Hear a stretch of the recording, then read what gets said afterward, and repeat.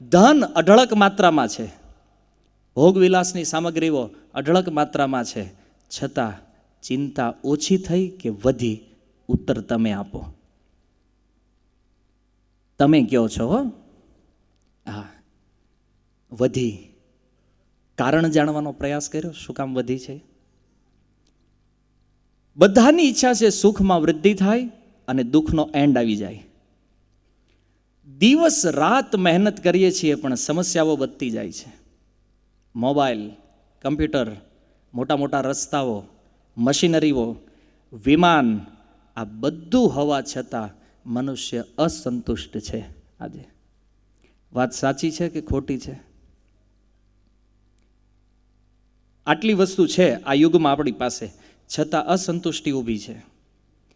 તમે કહેશો ના ના અમને તો મોજ આવે છે, આવું બધું આવ્યું એટલે મજા આવે છે.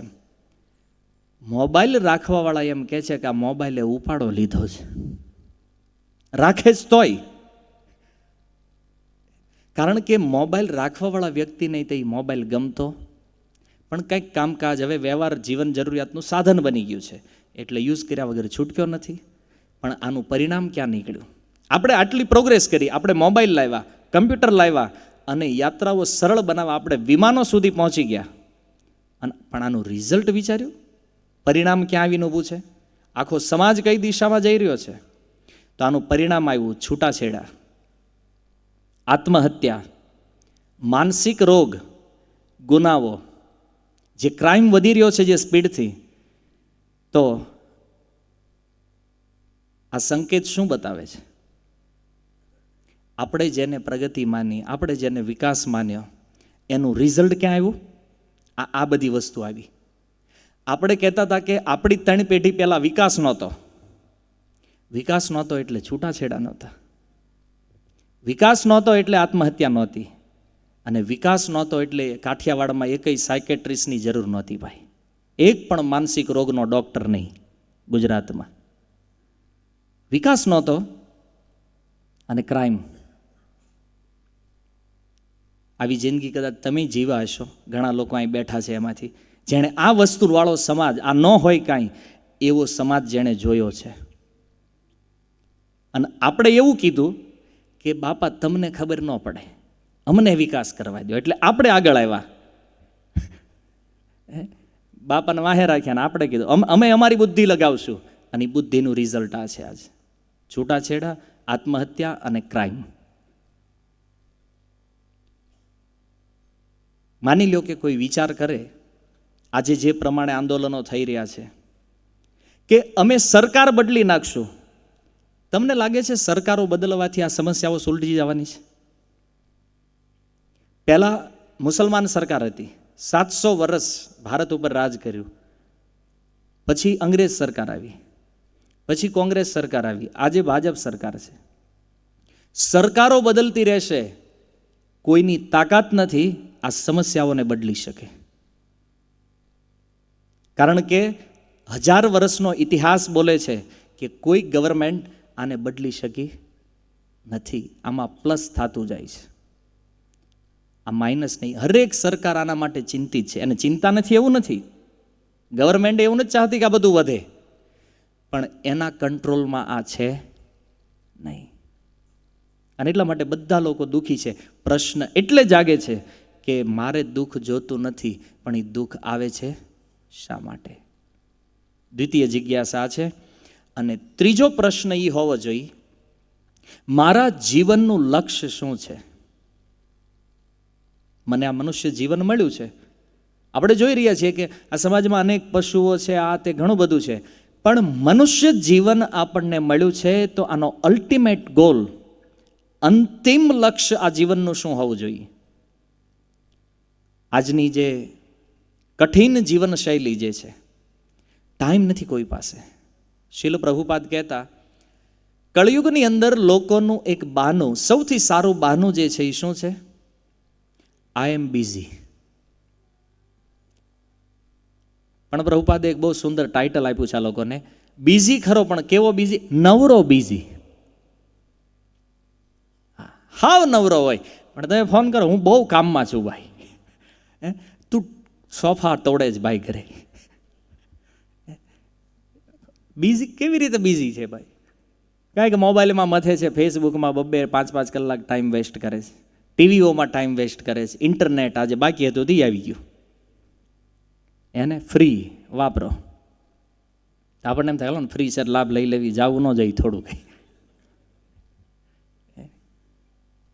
ભલે ફ્રી આપે પણ એને ઉપયોગ એટલું જ કરો જેટલું આપણે કામ હોય. કારણ કે એક બહુ સુંદર વાત શાસ્ત્ર કહે છે, અતિ સર્વત્ર વર્જેત. અતિ વસ્તુ જે છે ને, અતિ એ ક્યાંય સારું નથી. અતિ રાજધર્મનું પાલન ભગવાન રામને સીતાજીનો ત્યાગ કરવો પડ્યો. રામાયણ ભગવાનના જીવનની ઘટના છે. અતિ રાજધર્મનું પાલન એ ભગવાનને પોતાના પ્રાણથી પ્રિય ભાઈ લક્ષ્મણથી વિયોગ થઈ ગયો. એટલે મર્યાદા ઉત્તમ છે, પણ લક્ષ્ય કઠિન જીવનશૈલી અને સખત પરિશ્રમ. સિમ્પલ ભાષામાં યદી કહું ને કે એક માણસ કાર ચલાવી રહ્યો છે પણ એને ખબર નથી મારે જવાનું ક્યાં છે. માનો એક ગાડીવાળો વ્યક્તિ તમને રસ્તામાં મળે અને તમે એને પૂછો, ભાઈ ઊભી રાખ, ગાડી ઊભી રાખ, હા કઈ બાજુ જવું છે એ ખબર નથી, તો તમે એને શું કહેશો? તમે એને સલાહ આપશો ને કાંઈ? તને ખબર નથી તારે જવું જ ક્યાં, તો તું ગાડી ચલાવે શું કામ? જ્યારે તમારું કોઈ ડેસ્ટિનેશન નથી, જીવનનું કોઈ લક્ષ્ય નથી, તો પછી જીવન જીવો શા માટે? કઈ દિશામાં લઈ જાઓ છો જીવનને? બધા લોકોને એક ફાસ્ટ લાઈફ જોઈએ છે, ફાસ્ટ પૈસા આવવા જોઈએ, ખાવામાં ટાઈમ વેસ્ટ ન થવો જોઈએ, એટલે ફાસ્ટ ફૂડ લાવ્યા. અને હકીકત મેં આ શબ્દ ઉપર વિચાર કર્યો, ફાસ્ટ ફૂડ. ફાસ્ટ એટલે સ્પીડી, ફૂડ એટલે ખાવાનું. સ્પીડથી જેને ખાઈ શકાય એ ફાસ્ટ ફૂડ, અને જે ફાસ્ટ ફૂડ ખાય એ ફાસ્ટ નરકમાં જાય. બરાબર ને? આ રોગ કોને થવાના? પીઝા પાસ્તા પાણીપુરી વાળાને, બાકી રોટી સબ્જી દાળ રાઈસ વાળાને કાંઈ વાંધો નથી. ફાસ્ટ ફૂડ લાઈફ આવી એટલે રોગ આવ્યા. જ્યાં વાત ખોટી લાગે ને પાછી આપી દેવાની છૂટ છે. ફાસ્ટ ફૂડ આપણે લાવ્યા એટલે રોગ વધ્યા. ફાસ્ટ ફૂડ નહોતા, આપણે બાજરાનો રોટલો ને ઘઉંની રોટલી બેમાં જ હાલતા હતા, કાંઈ વાંધો. હો વરહ ખેંચી નાખ્યા, બોલો. ચશ્મા નહીં, દાંત ન પડે, હાડક્યામાં કાંઈ વાંધો નહીં, જોઈન્ટ નહીં બદલાવાના. અને આપણે 40 વર્ષે આ બધું બદલાઈ નાખવાનું, તોય કે અમે વિકાસ કર્યો છે, અધ્યાત્મના પથ ઉપર છીએ, ભક્તિ કરીએ છીએ, ધર્મનું પાલન કરીએ છીએ, અને 60 વર્ષે વૈયા જાય છે.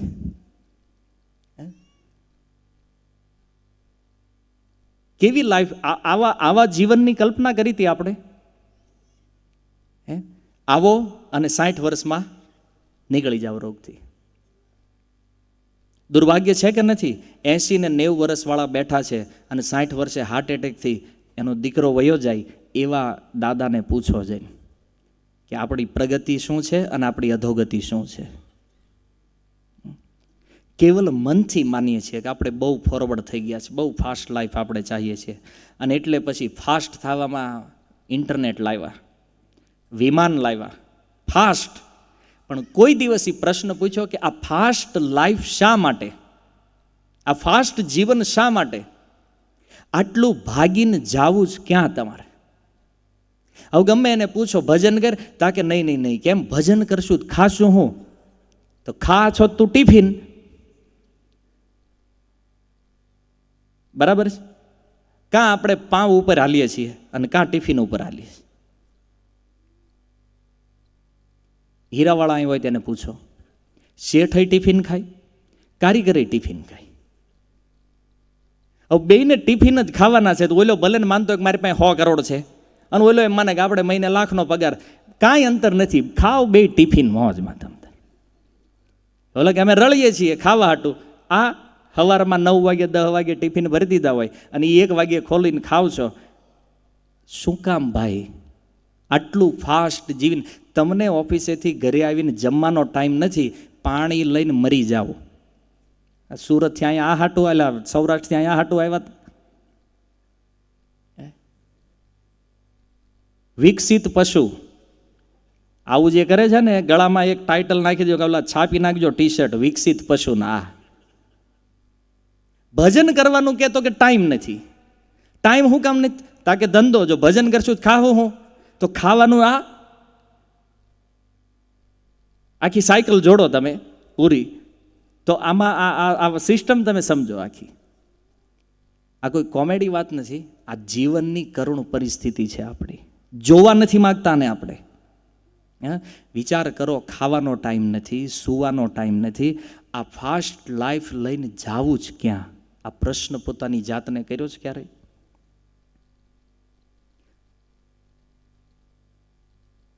આ પૂછવાની જરૂર છે. આટલું હાર્ડ એન્ડ ફાસ્ટ જીવન શા માટે?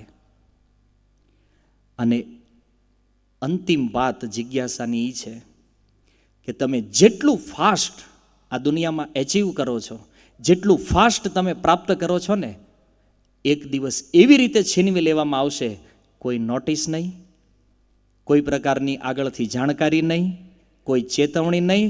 જેની ઉપર આજ દસ્તાવેજમાં તમારું નામ લખ્યું છે, જેને તમે કહો છો કે આ બધું મારું છે, એક દિવસ અચાનક તમારી પાસેથી છીનવી લેવામાં આવશે. શું છે લક્ષ્ય આપણું? કયો?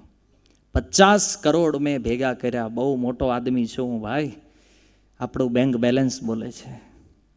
યમરાજજીના દૂતો આવશે, રાત્રે સૂતા હશો, હુતામાં ઉપાડી લે. પરિવાર નહીં, હવારે ખબર પડે ભાઈ હવે રહ્યા નથી. એક ક્ષણમાં તમારું શરીર તમારું રહેતું નથી. આ જ જીવનનું વાસ્તવિક સત્ય છે. સ્વીકારો તોય ભલે અને ન સ્વીકારો તોય ભલે. જગતના કોઈ પણ બુદ્ધિમાન, બુદ્ધિથી અતિ બુદ્ધિમાન વ્યક્તિની અંદર એ સાહસ નથી આ સિદ્ધાંતને બદલાવી શકે. આ જ જીવનનું કટુ સત્ય છે. અચાનક એક દિવસ બ્રેક જીવનમાં થઈ જશે અને પછી નો ચાન્સ. તમારી પાસે કોઈ આર્ગ્યુમેન્ટ માટે સમય રહેતો નથી. આ જીવન છે. એટલા માટે નક્કી કરો, ફાસ્ટ ફૂડ લાઈફ જોઈએ છે, ફાસ્ટ લાઈફ કે જીવનના કંઈક અલગ જે ઉદ્દેશ્ય છે એને સમજવો છે. કઈ દિશામાં જવું છે એ આપણે નક્કી કરવાનું છે, આપણે સમજવું પડશે. તો આ બધાની મૂળ વાત જો એક શબ્દમાં હું કહું તો સમસ્યાઓ બહુ વધી રહી છે. સુખ બધાને જોતું છે પણ સુખ મળતું નથી, અને એ સુખને શોધવામાં દુઃખ આંટો મારી ગયો આપણી ફરતો.